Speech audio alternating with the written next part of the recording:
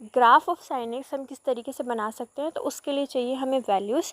तो हमने यहाँ पे यूनिट सर्कल बनाया जिसकी रेडियस 1 है, तो ये पॉइंट हो जाएगा 1,0, ये पॉइंट हो जाएगा हमारे पास 0,1 एंड यहाँ पे ये पॉइंट आएगा हमारे पास -1,0 एंड ये पॉइंट आ जाएगा 0,-1।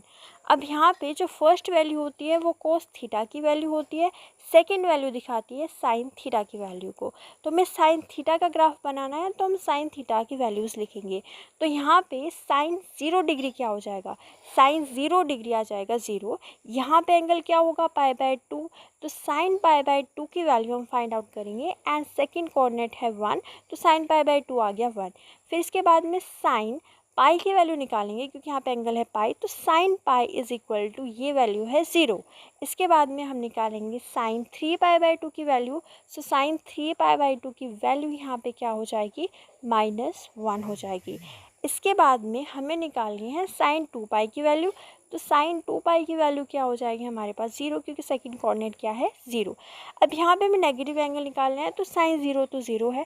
साइन -π/2 क्या होगा, तो उसके लिए हम एक फॉर्मूला जानते हैं साइन माइनस थीटा का, कि साइन माइनस थीटा होता है माइनस साइन थीटा। तो यहाँ पे हमें थीटा की वैल्यू गिवन है π/2, तो यहाँ पे आएगा माइनस साइन π/2।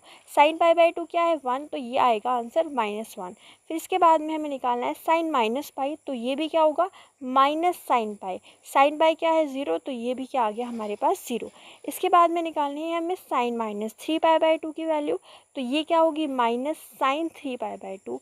तो माइनस साइन 3π/2 है -1, तो माइनस माइनस आंसर आएगा प्लस। इसके बाद में साइन -2π की वैल्यू निकालेंगे, ये आंसर क्या आ जाएगा 0, माइनस माइनस यहाँ पे हमें क्या मिलेगा 0। अब यहाँ पे ग्राफ बनाते हैं। तो ग्राफ में हमने एक्स एक्सिस बनाई, वाई एक्सिस बनाई। यहाँ पे हमने लिखा 1, यहाँ पे लिखा -1। यहाँ पे हम लिखेंगे π/2, इसके बाद में आएगा पाई, देन 3π/2 एंड इसके बाद में हम लिखेंगे 2π। सिमिलरली नेगेटिव साइड में हम लिखेंगे -π/2, यहाँ पे आएगा -पाई एंड फिर आ जाएगा हमारे पास -3π/2। तो यहाँ पे साइन 0 क्या है 0, तो एक पॉइंट हमें मिला ये। इसके बाद में साइन π/2 क्या है 1, तो दूसरा पॉइंट हमें मिलेगा 1, यानी कि ये वैल्यू 0 से 1 तक इंक्रीज़ हुई है, तो हमारा ग्राफ कुछ ऐसे जाएगा। इसके बाद में साइन पाई पे वैल्यू क्या है 0, यानी कि ये वैल्यू 1 से डिक्रीज़ हुई है, तो हमारा ग्राफ कुछ इस तरीके से जाएगा।